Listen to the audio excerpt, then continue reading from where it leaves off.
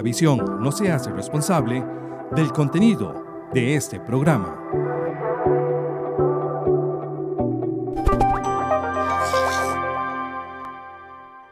Gracias por sintonizar nuestro programa Hablemos, un espacio en el que analizamos temas del acontecer político, económico y cultural de nuestra región.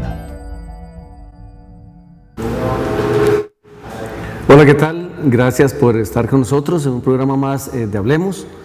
Hoy, 3 de diciembre, nos acompaña la licenciada Suyen Chen Meoño, a quien vamos a presentar dentro de un momento.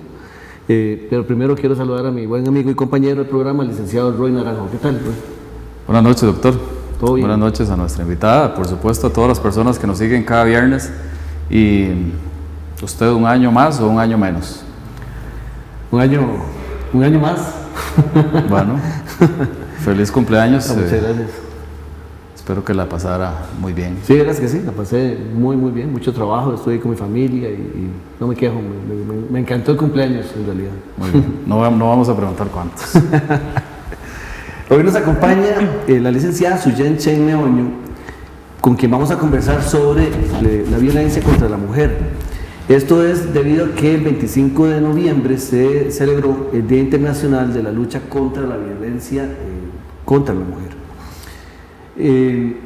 Antes de presentarla, es muy importante para nosotros llamar a que puedan observar este programa con sus hijas, porque la información que vamos a transmitir es de mucha importancia para que ellas también aprendan a cuidarse y que sepan el riesgo que hay de veras más bien en la calle, porque es que, Roy, las cifras son muy alarmantes, los porcentajes que vamos a hablar ahorita son muy alarmantes.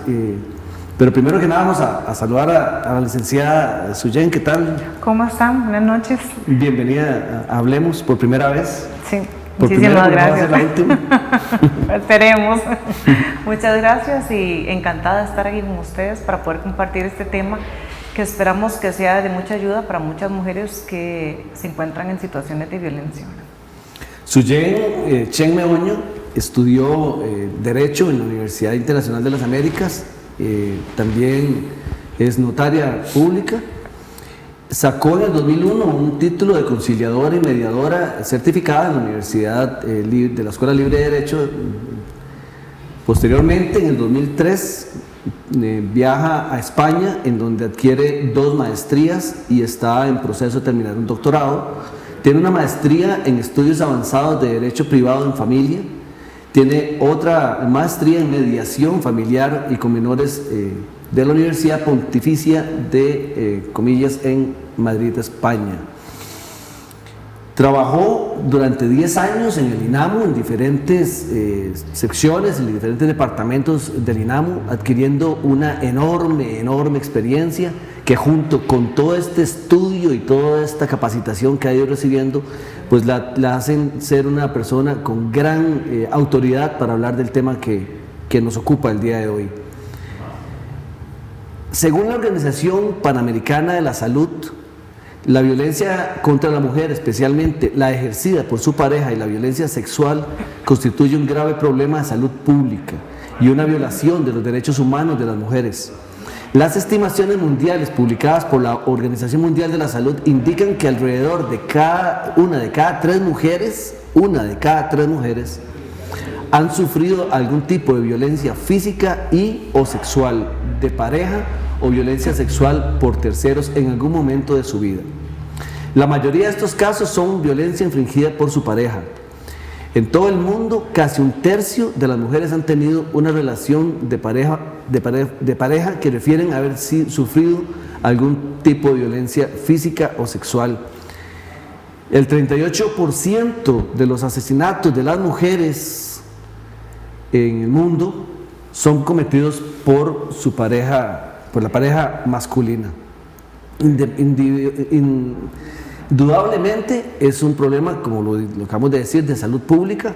Genera enfermedades, genera lesiones emocionales, lesiones psicológicas, incluso algunas mujeres pueden desarrollar depresiones crónicas, etcétera, afectando su calidad de vida. Y por eso es que queremos, a partir de este año, vamos a tener un programa todos los años muy especial sobre este tema en particular.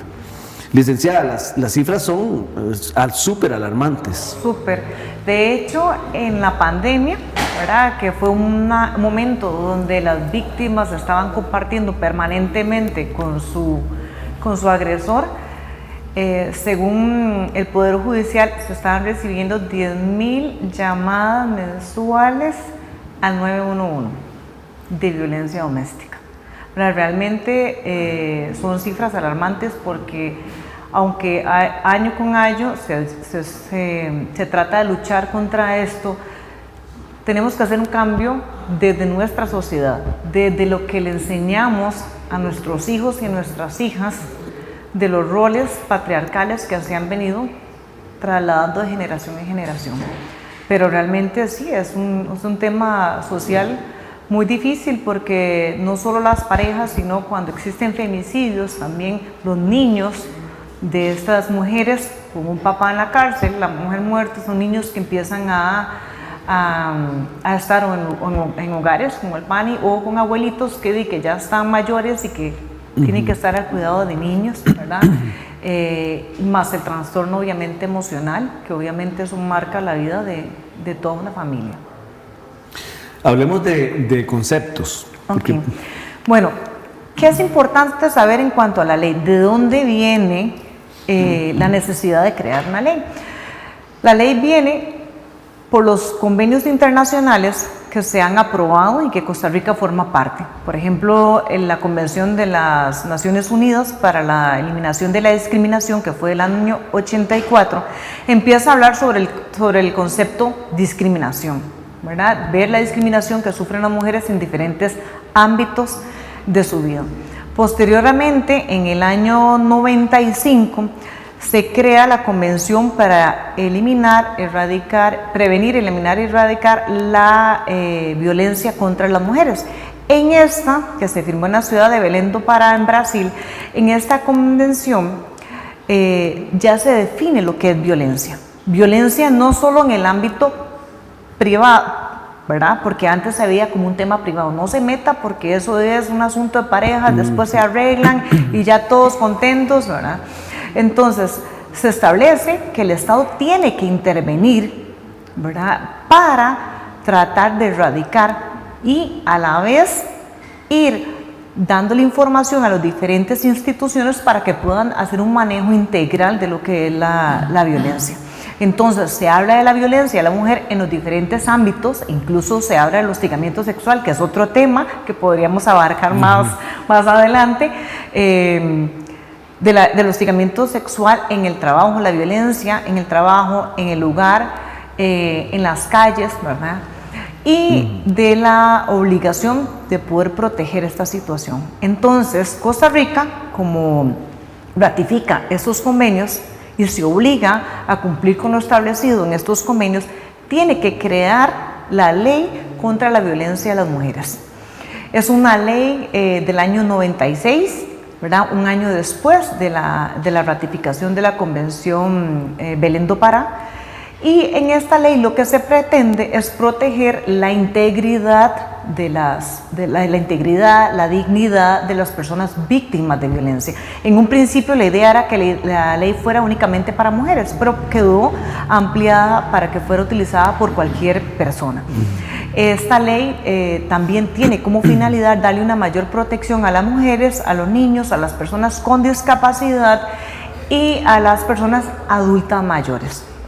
Además, se intentaba que la ley no fuera utilizada por los agresores, evitar que la ley fuera utilizada. Lamentablemente, hasta el día de hoy sigue sucediendo. Muchos agresores, incluso cuando la mujer les dice lo voy a ir a denunciar, se van en carrera al juzgado, ¿verdad? Y más adelante vamos a ver cómo funciona el procedimiento de la solicitud de medidas de protección. Se van a un juzgado, solicitan medidas y entonces le terminan dando medidas de protección al agresor, ¿verdad?, que ya fue advertido por la víctima que le va a solicitar medidas de protección. Dentro de la ley se establecen varios conceptos. Uno de los conceptos es ¿qué es violencia doméstica? La violencia doméstica es toda acción u omisión, que puede ser directa o indirecta, de un pariente que le causa daño o un menoscabo en la integridad de la persona. ¿Quiénes pueden ser o quiénes son contemplados como parientes dentro de la ley? Bueno, los parientes, la ley habla sobre afinidad y consanguinidad. ¿Qué significa eso? Consanguinidad son las personas que tienen nuestra misma sangre. Papá, abuelo, hermanos, primos, tíos, todos estos entrarían dentro de las personas contra las cuales podemos solicitar medidas de protección. Y afinidad son las personas que se convierten en nuestros familiares, pero que no tienen nuestra sangre. Nuera, yerno, suegro, tío, político, hijastros, madrastras, hermanastros, etc. Entonces, lo que se busca es dar una protección a las personas que sufren violencia por sus mismos compañeros o excompañeros inclusive, ¿verdad? No necesariamente tiene que estar dentro de un matrimonio, puede ser, la ley se ha ido ampliando porque esta ley es una ley bastante básica y se ha ido implementando a través del ejercicio. Dentro de los tribunales, los jueces han ido estableciendo lineamientos para la misma ley. Entonces, una persona que es víctima de violencia puede estar casada, puede estar divorciada, puede estar en unión de hecho, puede ser novios e incluso se ha ampliado para cuando son relaciones esporádicas, ¿verdad? Entonces, ¿qué tipo de violencia doméstica trata de tutelar la ley?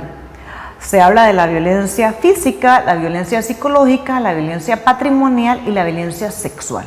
Bueno, la violencia física es una violencia que, como lo dice la palabra, es cuando existe una intención de dañar a la otra persona, ¿verdad? Con una acción o omisión, porque incluso, por ejemplo, si una persona necesita tomar medicamentos, imaginemos una persona con un cáncer terminal y su pareja no le quiere dar el medicamento, ¿verdad? Está haciendo una omisión, ¿verdad? Y la está agrediendo por medio de esa omisión. Que son, por ejemplo, violencia física, pellizcos, jalones de pelos, golpes, empujones, etc. También define lo que es la violencia psicológica, ¿verdad? Que es la idea de la persona agresora de querer controlar las conductas o las decisiones de una persona. E incluso amenazar, insultar y humillar. Por ejemplo, cuando a una persona le dicen gorda, bruta, mantenida, muerta de hambre, por ejemplo. O incluso cuando le controla la manera de vestir. Le prohíbe estudiar, le prohíbe trabajar, ¿verdad? Y existe una amenaza ante esa situación. Incluso yo conocí casos de mujeres que, por ejemplo, sus parejas les decían, bueno, no le voy a dar la plata para comprar la comida, ¿verdad? Si sale vestida así, o si va donde su mamá, o no le doy plata para que vaya donde su mamá, cuando dependen económicamente de sus parejas. Ok. ¿Qué es la violencia sexual? La violencia sexual es cuando la persona obliga a la otra, igual por intimidación, amenaza, a mantener una relación sexual que no desea e incluso a mantener relaciones sexuales con terceras personas, y aún así la ley amplía un poco más el que la obliguen a mantener relaciones con contenido, conversaciones con contenido sexual en contra de su voluntad. Entonces, si por ejemplo mi pareja me obliga a ver una película pornográfica que yo no quiero, estaría dentro de una situación de violencia sexual, o realizar actos sexuales que están en contra de lo que yo realmente quiero. E incluso me acuerdo el caso de una señora que ella no quería mantener relaciones sexuales con él, entonces él compraba carne, pero compraba carne solo para él. Entonces no compraba comida para ella ni para los hijos, entonces se ponía a cocinar, los chiquitos olían obviamente la carne y entonces empezaba, mami, teníamos hambre, entonces ella tenía que ceder ante los pedidos de él para que obviamente sus hijos pudieran ser alimentados, ¿verdad? Entonces son cosas, ¿verdad?, bastante fuertes. El otro concepto que está, el otro tipo de violencia es la violencia patrimonial. La violencia patrimonial, de igual manera, hay una amenaza, hay una obligación de querer controlar, ya sea el dinero que tiene la persona o, por ejemplo, dañarle objetos. Imaginemos una mujer que es costurera, ¿verdad? Y que esa es la manera que ella tiene para generar ingresos, y él le destruya su su máquina de coser, ¿verdad? Eso es un tipo de violencia patrimonial, ¿verdad? Y que todo este tipo de violencia realmente puede menoscabar la integridad de una persona, hacer cosas contrarias a lo que quieren por temor a sufrir un castigo, ya sea de cualquiera de esos tipos de violencia. La ley, aunque la ley no establece requisitos, los jueces a través de la jurisprudencia, que la jurisprudencia son las resoluciones, las sentencias reiteradas de los jueces, ha establecido 3 requisitos para poder solicitarse unas medidas de protección o que deberían tener. Primero, debe haber una relación de parentesco, que es lo que hablamos anteriormente. Debe existir una situación de violencia, ¿verdad? Y una relación de poder, es decir, debe haber una relación jerárquica. Las personas que están sometidas a una situación de violencia, nosotros dentro de lo que es la doctrina del feminismo, se habla que no están en una relación de poder simétrica, sino que es asimétrica. ¿Por qué? Porque esa persona le tiene miedo a su agresor, entonces por tal razón se habla de una relación subordinada. La ley establece, hay algo que sí quisiera aclarar, en el parentesco que hablaba ahora sobre las medidas de protección del parentesco que tiene que haber, la excepción que hay es en las personas adultas mayores. Las personas adultas mayores no es necesario que tengan este requisito de un parentesco, porque en los albergues, por ejemplo, cuando están al cuidado de terceras personas y si ejercen violencia, no podrían solicitarse, alguien no podría solicitar medidas de protección a favor de la persona adulta mayor si estuviera con ese requisito. Entonces, sí, en la práctica se excepciona las personas adultas mayores de la necesidad de tener un parentesco con la persona que es su agresor o su agresora, ¿verdad? Perdón. Sí, señor. Licenciada y doctor, yo tengo una pregunta relacionada a eso y para que no se me pase, hay muchas cosas que consultar. Si esa persona adulta mayor, vamos a suponer que hay un matrimonio o una pareja, ¿verdad? Con algún tipo de vínculo, y la mamá de la mujer, ¿verdad? De la compañera de este tipo vive con ellos. Y el sujeto agrede psicológicamente a la adulta mayor. Aplica en este caso la ley de violencia doméstica, porque aquí diríamos que directamente está siendo afectada la señora, la suegra del sujeto, pero la hija también, porque ella va a ser testiga de agresiones que va a sufrir su madre de parte de su compañero. Entonces ahí sí aplicaría este... Sí, señor. De hecho, estaría dentro del parentesco que establece la ley, ¿verdad? Contra, digamos, suegra, yerno, hijastro, etcétera. Entonces, entraría por un parentesco por afinidad, ¿verdad? Y más cuando incluso viven dentro de un mismo techo. Al principio de la ley, los jueces sí distinguían eso, en que si vivían dentro del mismo techo, que si no vivían dentro del mismo techo no se lo daban, pero realmente el ciclo de la violencia es independiente de que vivan cerca o vivan largo, ¿verdad? Entonces, incluso hay muchos casos donde hemos solicitado medidas de protección a personas, por ejemplo, un yerno que no vive en la casa, pero llega a la casa a agredir a la señora, a la suegra, se le ha solicitado medidas de protección y los jueces las han otorgado, ¿verdad? Entonces, sí, en ese caso se operaría. Vamos a ir a la primera pausa comercial y ya seguimos. Solamente informarle a nuestros amigos y amigas televidentes que pueden ver también el programa en redes sociales, en estos momentos por Facebook Live, y pueden también opinar y hacerle algunas consultas a la licenciada. También por el WhatsApp 83049393 con cualquier duda que quieran hacernos llegar por WhatsApp. No cambie canal, ya regresamos en unos minutos. Gracias por sintonizar nuestro programa Hablemos, un espacio en el que analizamos temas del acontecer político, económico y cultural de nuestra región.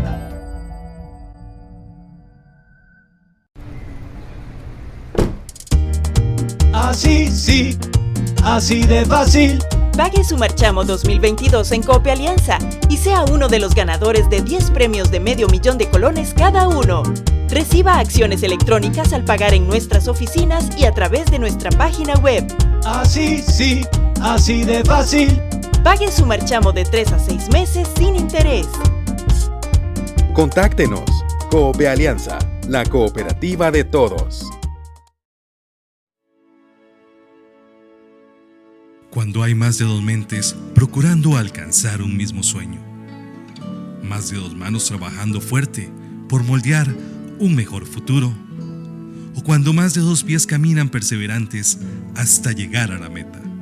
Cuando esto ocurre, florece uno de los milagros más hermosos de la sociedad, el cooperativismo, esa convicción que transforma y hace crecer comunidades, que es capaz de convertir el cansancio en ilusiones, el esfuerzo en logros, el obstáculo en desafío, el retroceso en desarrollo.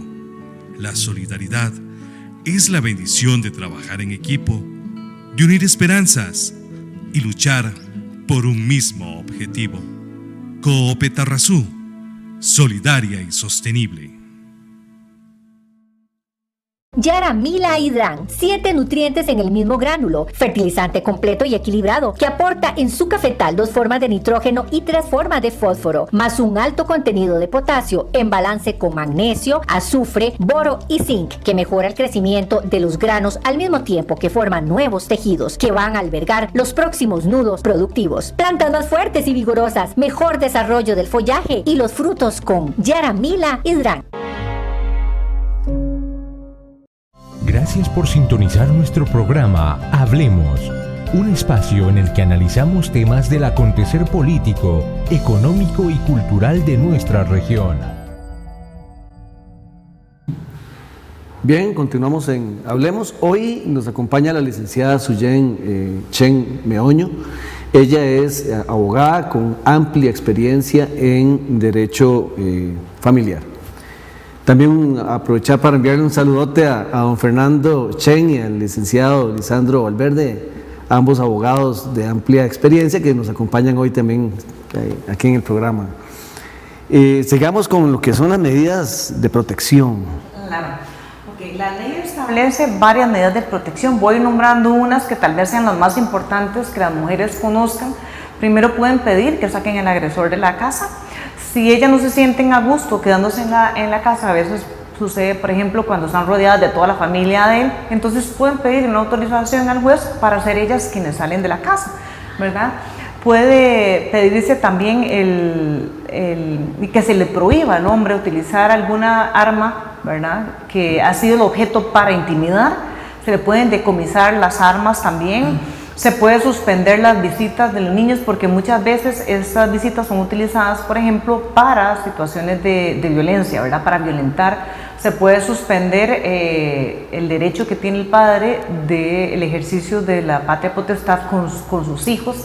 Además, hay algo muy importante, se puede pedir una pensión alimentaria dentro de la, digamos, es una medida de protección, se puede pedir, pero ahora vamos a ver que el proceso de medidas de protección es un proceso donde no hay que presentar pruebas, pero entonces sí es importante que las mujeres tengan claro que en el momento en que solicitan una pensión alimentaria como una medida de protección, sí tienen que presentar los recibos, los gastos, los testigos, porque eso lo van a pasar al área de pensiones, ¿verdad? El proceso de violencia se queda ahí y eso lo pasan al área de pensiones. Si usted va sin ningún tipo de prueba, queda desprotegida dentro del proceso de pensión. Entonces sí aclarar eso, que es muy importante. Después está la letra J, que es la más común, que no intimidar, no perturbar, no amenazar. La K, que es la prohibición de que la persona agresora ingrese a la casa o al lugar donde ella estudia, trabaja e incluso, aunque no está establecido en la ley, pero es una práctica, se puede pedir hasta una distancia. Es decir, dependiendo de la situación de gravedad o de violencia, se puede pedir 100 metros, 500, 1 kilómetro, etc. Y también se puede pedir, por ejemplo, que siempre la otorgan es una orden de auxilio policial. Por eso es muy importante que las mujeres que solicitan las medidas de protección siempre anden una copia de las medidas, porque en caso de emergencia puedan llamar a la policía y decir: yo tengo medidas de protección, él es mi agresor, y en ese caso tendrían que detener. ¿Cómo hace una persona para poder solicitar medidas de protección? Bueno, Primero, es muy importante que sepan que no es necesario tener un abogado o una abogada, pueden hacerlo sin un representante legal. Pueden llegar al juzgado verbalmente, decir, me está pasando esto y esto y esto. Es importante que den todas sus calidades, que vayan con su cédula de identidad, van a relatar en los hechos de violencia, ahí mismo les van a preguntar si el agresor consume licor, si utiliza armas de fuego, si la ha amenazado de muerte, y es importante hacer un relato exacto. A veces a las mujeres víctimas de violencia les da muchísima vergüenza repetir todas las palabras que se les han dicho. Pero es importante que el juzgado lo hagan o con su representante legal lo hagan, porque es la manera que el juez tiene una claridad de la situación de violencia. Si yo digo, él me amenaza, no estoy siendo específica cómo me amenaza. O sea, si me amenaza que no puedo salir de la casa, que no puedo ir a estudiar, que no puedo ir a trabajar, etc. Es muy distinto a la hora de poder demostrar eso durante la audiencia.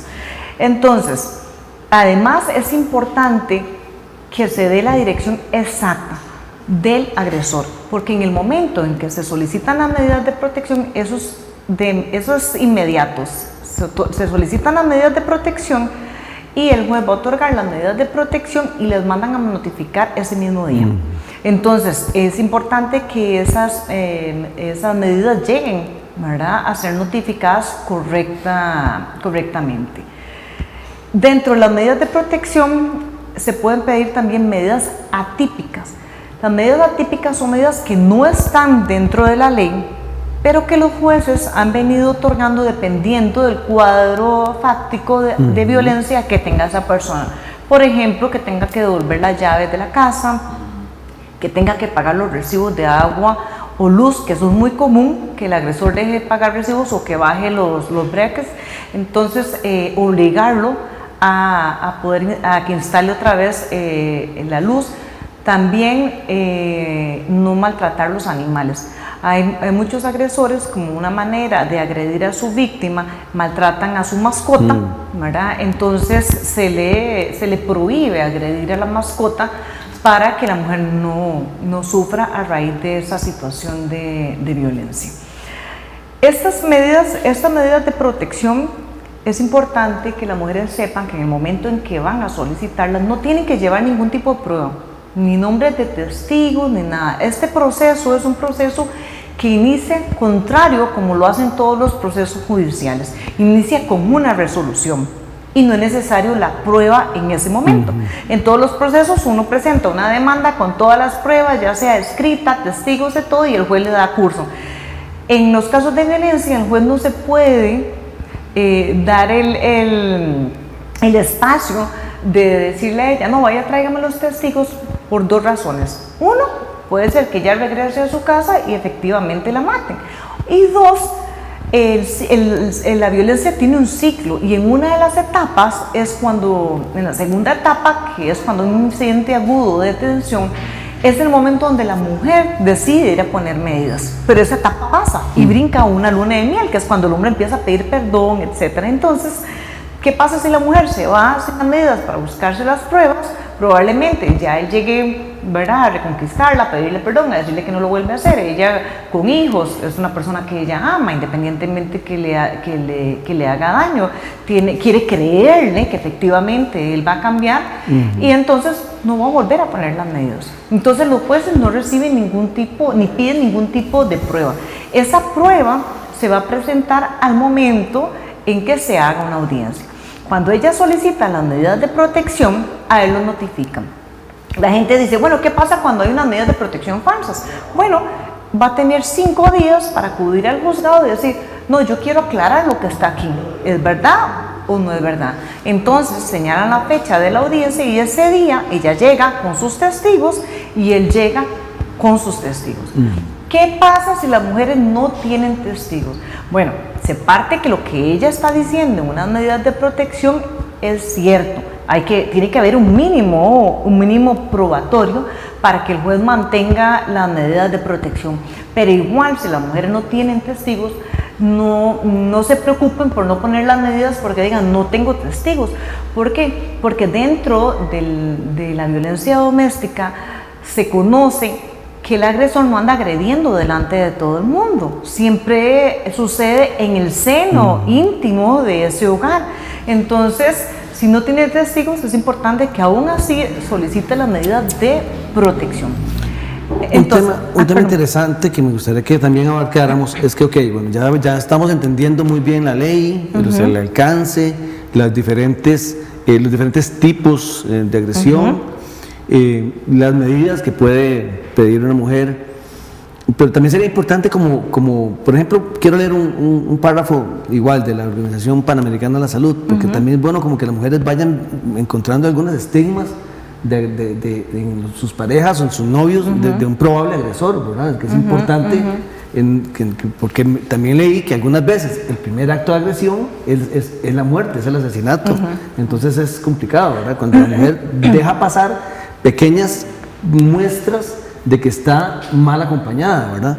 Por ejemplo, dice que los hombres que tienen un nivel bajo de escolaridad, que han sido objeto de malos tratos durante la infancia, han estado expuestos a escenas de violencia doméstica contra sus madres y al uso nocivo de alcohol, que han vivido en entornos donde se aceptaba la violencia y había normas diferentes para cada sexo, y creen que tienen derechos sobre las mujeres, son los más proclives a cometer estos actos violentos. Exacto. Y le voy a decir una cosa, hace muchísimos años, yo tengo de estar en el tema de la violencia como 23, 24 años, no saquemos la edad, por favor. Entonces, yo siempre, ¿verdad? Cuando leía sobre violencia, leía sobre eso, pero yo quería hacer una estadística, quería ver si realmente eso era cierto. Entonces, cuando yo trabajaba en el INAMO, siempre preguntaba sobre el entorno familiar de él, y efectivamente, generalmente todos venían de un entorno familiar donde hubo violencia de alguno de sus padres y ejercían violencia vicaria, que así es como se llama cuando un niño es testigo de la violencia de alguno de sus padres. Entonces, por eso es que al principio yo les decía que tenemos que hacer un cambio cultural, porque si los muchachos siguen creciendo dentro de hogares violentos, van a seguir replicando, porque es lo que ven normal. Por ejemplo, si a un niño le enseñamos que se tiene que lavar los dientes después de cada comida, va a ser un adulto que tiene una higiene bucal buena y esa va a ser su práctica, porque eso fue lo que vio como normal. Lo mismo sucede con un agresor. Si crece en un hogar donde está oyendo gritos, insultos, humillaciones, golpes, etc., eso es lo que él cree que es normal y va a replicar en la sociedad, va a replicar en las relaciones a futuro. Por eso incluso es súper importante que las personas que están dentro de una separación, un divorcio, donde ha habido violencia, le puedan dar atención psicológica a sus hijos para poder ir moldeando los comportamientos, ¿verdad? Incluso si alguien está viendo el programa y está en una situación así, hay un instituto que es el Instituto WEM que ayuda al manejo de las masculinidades con los hombres que son agresores, ¿verdad? O que son potenciales agresores, que ellos dan cursos, los dan en línea, etcétera, para que puedan darle un cambio, un giro, y esa persona a futuro no vaya a ser un potencial agresor, ¿verdad? Perdón, licenciada y doctor, hablando del tema de las medidas cautelares, es común escuchar en medios de prensa que ocurre un femicidio y los familiares de esa persona comentan que ella ya había acudido a las autoridades para poner las denuncias correspondientes, pero que no tuvo el seguimiento adecuado y llega lamentablemente a la muerte. ¿Qué falla ahí, licenciada? ¿Qué es lo que falla en ese proceso? Ok, lo que pasa es que, por ejemplo, la ley contra la violencia doméstica tiene medidas que no tienen una sanción por sí solas.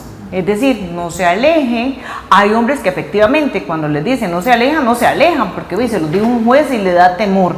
Pero hay muchos hombres que no les importa. Entonces, por eso exactamente se creó posteriormente la ley de penalización de la ley contra la mujer, también para otro programa. Entonces, con la ley de penalización lo que se pretende es sancionar, ¿verdad?, con cárcel a los hombres que son agresores. Lo que pasa es que cuando las mujeres están, por ejemplo, dentro de un ciclo de violencia, incluso las llaman de las fiscalías para poner, y es un poco difícil porque están dentro de un ciclo, ¿verdad? Donde, como les repetía ahora, es la persona con la que se casaron, y entonces cuando les dicen va a ir a la cárcel, algunas no quieren denunciar, e incluso creo que muchas veces parte de lo que existe como una deficiencia es que a veces las autoridades no hacen un buen manejo. Y se los digo, por ejemplo, valga la redundancia, un ejemplo que me pasó hace poco con una señora que ella va, solicita medidas de protección, él está en la casa, llega la policía y se los llevan a los dos en la patrulla. Ella adelante, él atrás, y yo iba hablando con ella con una nervia, porque yo decía, si hombre si quiere ahorcarlo, los pega, porque además él era grande. Y no solo eso, entonces pasan todo el día en el juzgado, le otorgan medidas de protección a ella, y cuando regresan a él no lo sacan de la casa. Digamos, no hubo un seguimiento de la policía, porque obviamente hubo un cambio de turno, etcétera, y entonces cuando ella regresa a su casa, él llega. Y obviamente él se pone súper violento, claro, porque ya tenía medidas de protección. Entonces, la señora vivía larguísimo, entonces yo llamando al 911, el 911 coordinando con la policía, y la policía todavía llega y me dice, es que él se va a llevar el carro. Y yo, no, ¿cuál carro? O sea, él solo puede salir con sus objetos personales o de trabajo y nada más, ni tele ni nada, ¿verdad? Que eso es muy importante que las mujeres lo sepan, ¿verdad? Y entonces, porque ya lo que es la ganancialidad y todo eso, lo verán después. Entonces, a veces hay una deficiencia, no hay un control cruzado entre los juzgados, entre la policía, etcétera, y efectivamente, como también es importante entender que hay un ciclo y que a veces las mujeres regresan con su agresor, no porque les guste que las agredan, no, o sea, eso es una locura. Bueno, solo mencionarlo, solo sugerirlo, o sea, están dentro de un ciclo, que es un ciclo del agresor, no es de la víctima. La mujer va dando vueltas con base al comportamiento que el agresor quiere tener, ¿verdad? Entonces sí. Son carrusel entre la trato bien, la trato mal, la trato bien, la trato mal. Exacto, y es un ciclo y la mujer se acostumbra a esa dinámica. Lo importante que las mujeres tienen que saber es que hay muchísimas mujeres que han podido salir de ese ciclo. Y cualquier mujer que se encuentre en un ciclo de violencia tiene que saber que hay muchas que han salido, que ellas pueden salir, que hay instituciones como el INAMO, juzgados, que de una vez quisiera comentarles aquí que el juzgado de aquí, bueno, yo ando por todos lados, o sea, Alajuela, Atenas, Orotina, Cartago, Desamparados, por todo lado en audiencia de violencia, y el juzgado de aquí es sumamente rápido, es muy eficiente. Y es importante que las personas que vivan en esta zona lo sepan y que se sientan con la disposición de poder acercarse al juzgado para poder tener una solución a la situación que están viviendo. Hay muchos hombres machos que se atreven a decir que la violencia no tiene género. Me parece un comentario, muchos comentarios egoístas e incluso casi que imperdonables, ¿verdad? Que es el hecho de tratar de minimizar esta horrible situación social que se ha venido viviendo por años, que por dicha se está disminuyendo levemente en las cifras, pero la violencia sí tiene género en realidad. O sea, las cifras apuntan a que la violencia sí tiene género. Sí, por supuesto. De hecho, la violencia tiene género porque nuestra sociedad se construyó sobre un eje que fue el hombre, el eje del hombre. Entonces, a raíz de ahí se crean las leyes. Por ejemplo, la mujer no podía estudiar, la mujer no podía votar, el hombre sí. La mujer tenía que pedir permiso para casarse, para divorciarse, ¿verdad? Etcétera. Entonces, el eje principal de la creación de nuestra sociedad fue el hombre. Entonces, desde ancestralmente, el hombre ha tenido una sensación de objetivizar a la mujer, o sea, es mi objeto, es mi propiedad. Por eso, si usted sale en shorts aquí caminando, probablemente nadie le vaya a pitar, nadie le vaya a gritar. Pero si yo salgo caminando aquí en shorts, en 6 metros, igual que usted, probablemente no vamos a tener la misma experiencia, ¿verdad? Porque el hombre efectivamente se siente en una posición de poder con la mujer. Pero sí, efectivamente, la violencia tiene género y lo vamos a ver más adelante con las estadísticas que hay en cuanto a las personas, el género de las personas agresoras, de las víctimas, ¿verdad? Y las edades, que es muy interesante también. Vamos a ir a una pausa comercial. Antes voy a leer un mensaje para que prepare la respuesta. Claro, ¿no? claro. Nos pregunta don Miguel Mora Gamboa. Dice, buenas noches, muchas gracias por el programa y el tema de hoy. Mi consulta es la siguiente. ¿Qué pasa cuando la mujer saca provecho de estas leyes y la utiliza falsamente solo para obtener un beneficio propio? ¿Cómo puede el hombre defenderse de esta situación? Gracias. Y tengo otro comentario que nos pone doña Ana Lorena Rovira, que cumplió años recientemente también, así que felicidades. Dice, muy importante el tema de hoy y excelente explicación por parte de la abogada. Existen muchos casos de agresión y las personas debemos conocer cómo obtener ayuda y dar ese paso tan importante para denunciar y salir de la violencia doméstica. Pero sí se debe mejorar a nivel policial e institucional el efectivo seguimiento para el cumplimiento de las medidas de protección a las víctimas. Saludos cordiales. Vamos a una pausa comercial y ya regresamos. Gracias por sintonizar. Está saliendo nuestro lindísimo. programa Podemos omitirla. Hablemos, un espacio en el que analizamos temas del acontecer político, económico y cultural de nuestra región.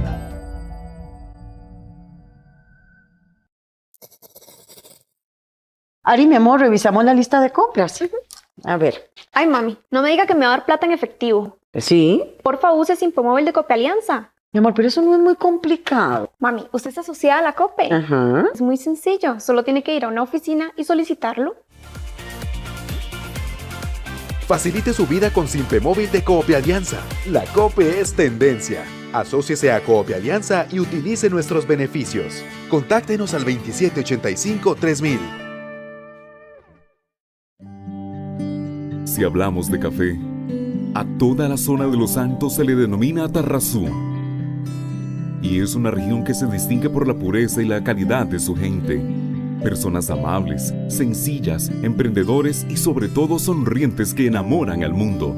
Además de su naturaleza, altura y la riqueza de sus suelos que hacen de Café Buen Día el genuino Tarrazú. ¿Necesita actualizar su lista de canales? En Cable Santos queremos facilitar sus trámites.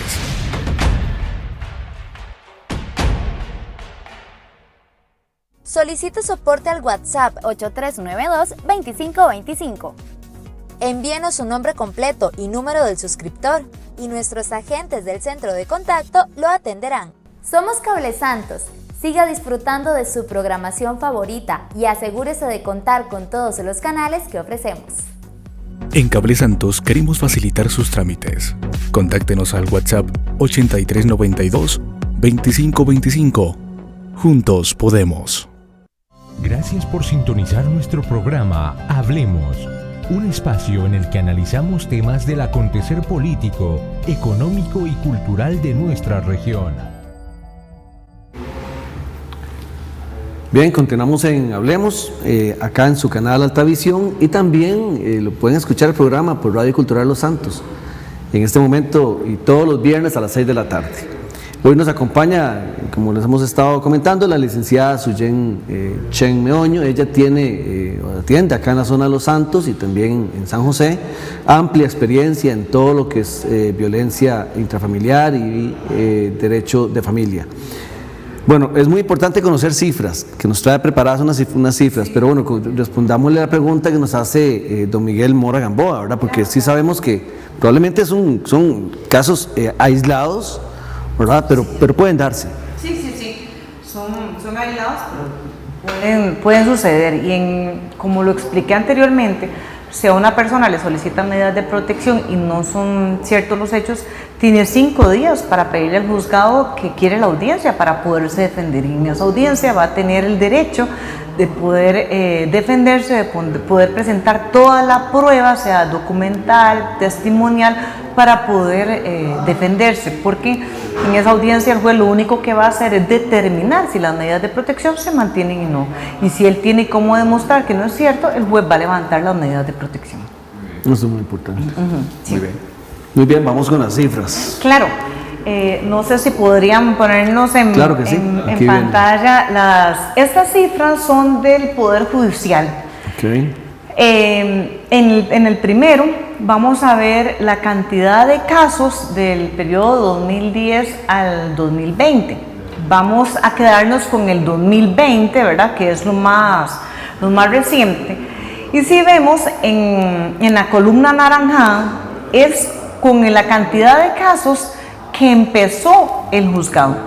Es decir, los juzgados empezaron, ¿verdad?, en total con 45.959 casos activos.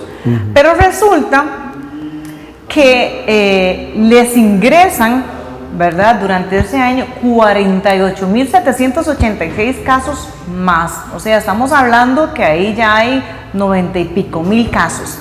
De esos 90 y pico mil casos cierran 59.658, es decir, con una sentencia, con una resolución donde finaliza el proceso.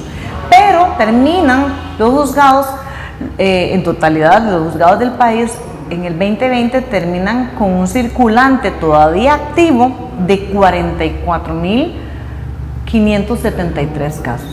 Estamos hablando que a nivel nacional, la gente que denunció, porque hay mucha gente que no denuncia. Que hay 44.573 agresores que todavía no han sido...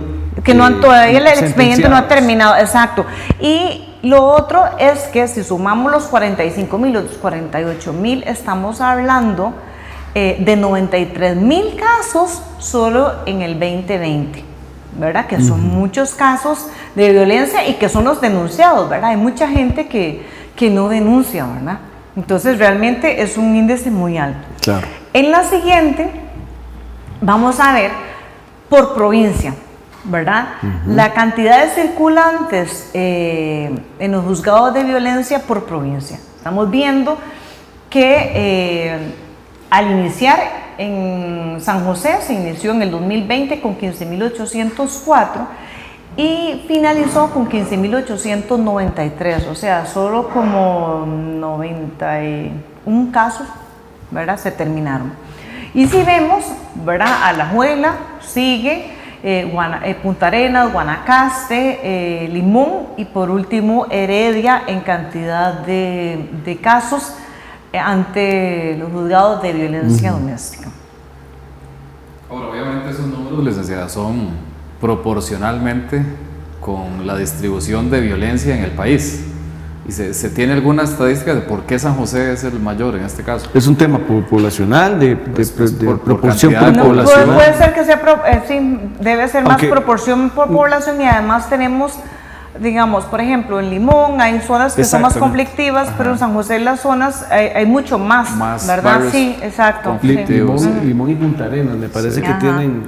Sí. Y ahora estábamos hablando, antes de seguir con estas cifras tan importantes, que hay épocas en las que se reagudizan la agresión.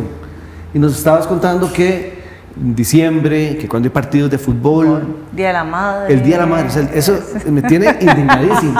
El Día de la Madre se disparan las denuncias de agresión doméstica. Suena contradictorio. Totalmente. Incluso les voy a contar una anécdota. Cuando fue el mundial anterior que Costa Rica estuvo, yo no sé mucho de fútbol, así que no me acuerdo ni siquiera el año, no sé si ustedes se acuerdan. Bueno, en ese momento la gente no llega, las mujeres no llegaban a denunciar porque obviamente Costa Rica estaba vuelto loco porque jugaba contra estos, contra el otro. Pero era muy curioso que ya como a los 15, 21 días, cuando ya sacaron a Costa Rica del mundial, las mujeres llegaban, ¿verdad?, a denunciar las situaciones de violencia. Y el referente era, y yo les preguntaba, bueno, ¿de qué día sucedió? Fue el día del partido de Costa Rica contra tal. Lo tenía muy claro, ¿verdad? Porque efectivamente, más la situación de violencia, más el consumo de alcohol y todo eso aumenta. De hecho, yo no me acuerdo si ustedes traen a su memoria cuando salían en los partidos la cantidad de situaciones de violencia que se iban presentando, que eso era un convenio que había hecho el INAMO, y era impresionante ver la cantidad, como la cifra iba aumentando conforme iba el fútbol, ¿verdad? Entonces sí, hay fechas mucho donde los incidentes de violencia se aumentan porque hay... ¿Hay alguna dentro de las estadísticas sobre la edad de las...? De hecho, en la siguiente vamos a ver hombres y mujeres, ¿verdad? En cuanto a las presuntas personas agresoras. Estamos viendo que las presuntas personas agresoras, un 80% son hombres, un 20% son mujeres y del otro lado un 79% las mujeres son víctimas y un 21% los hombres son víctimas. Entonces si vemos es una desproporción en cuanto a que efectivamente tiene género. Sí, claro, por supuesto. Y aparte de eso, aparte de eso, licenciada y doctor, entre las presuntas personas agresoras dice que un 80% son hombres, pero en las presuntas personas agredidas dice que el 79% es mujer, entonces se queda un 1% que no denuncia, ¿sería, licenciada? O puede ser que por los porcentajes podría ser que no, o hay gente que por ejemplo desiste de las solicitudes de medidas, ¿verdad? Podría ser por eso, ¿verdad? ¿Qué tan frecuente es que una mujer pida medidas cautelares porque está siendo agredida por otra mujer? O sea, no sé, digamos la suegra, como la vamos ahora, no por consanguinidad, sino por afinidad. ¿Es frecuente? Vamos a ver, cuando yo trabajaba en el INAMO, ¿verdad? Que hay como una afluencia mayor a la atención de mujeres, que era todo el día atendiendo situaciones de violencia.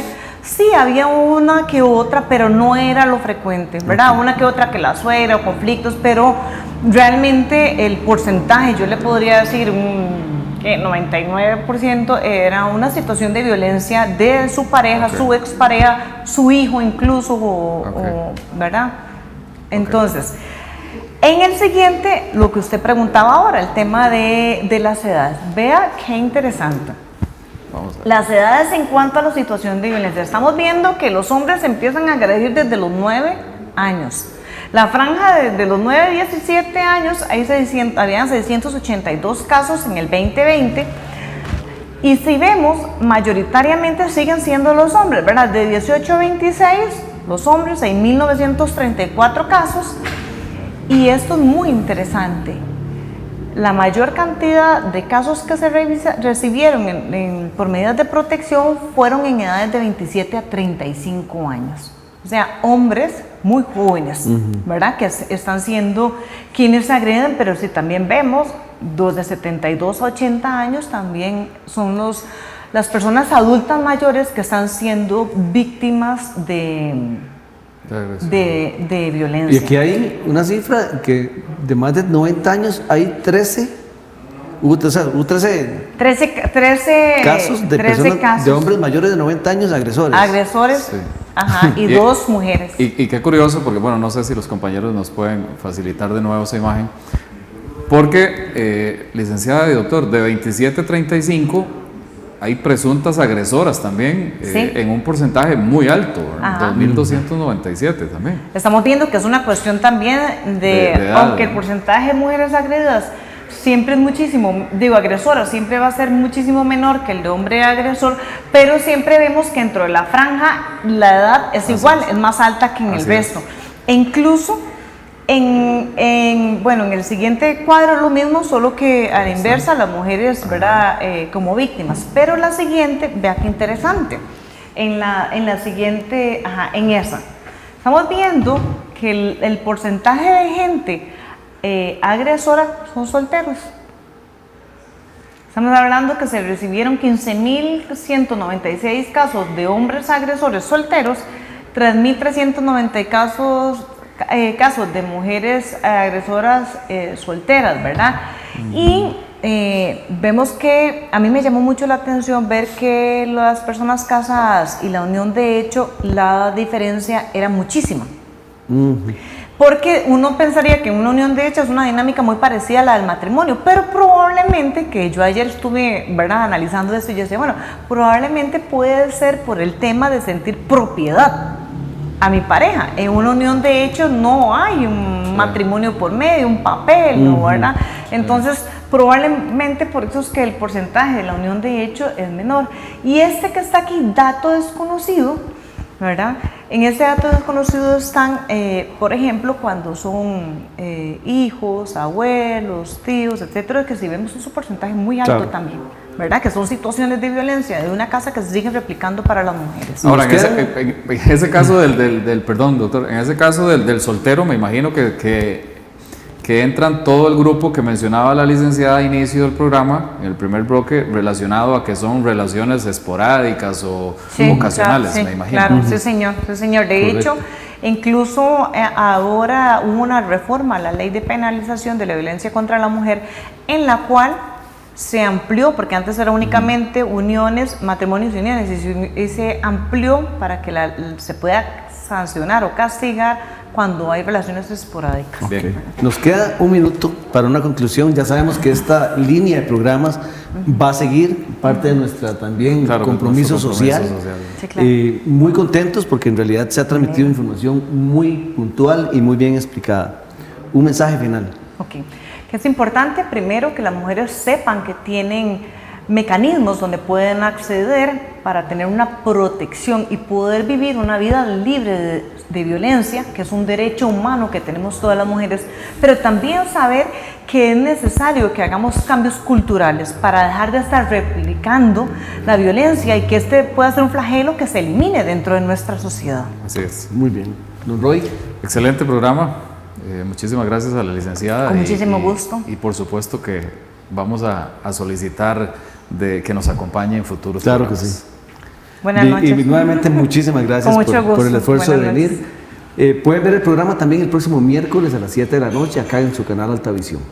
Nos vemos en una semana, próximo viernes a las 6 de la tarde. Muchas gracias por su sintonía. Buenas noches. Gracias por sintonizar nuestro programa Hablemos, un espacio en el que analizamos temas del acontecer político, económico y cultural de nuestra región.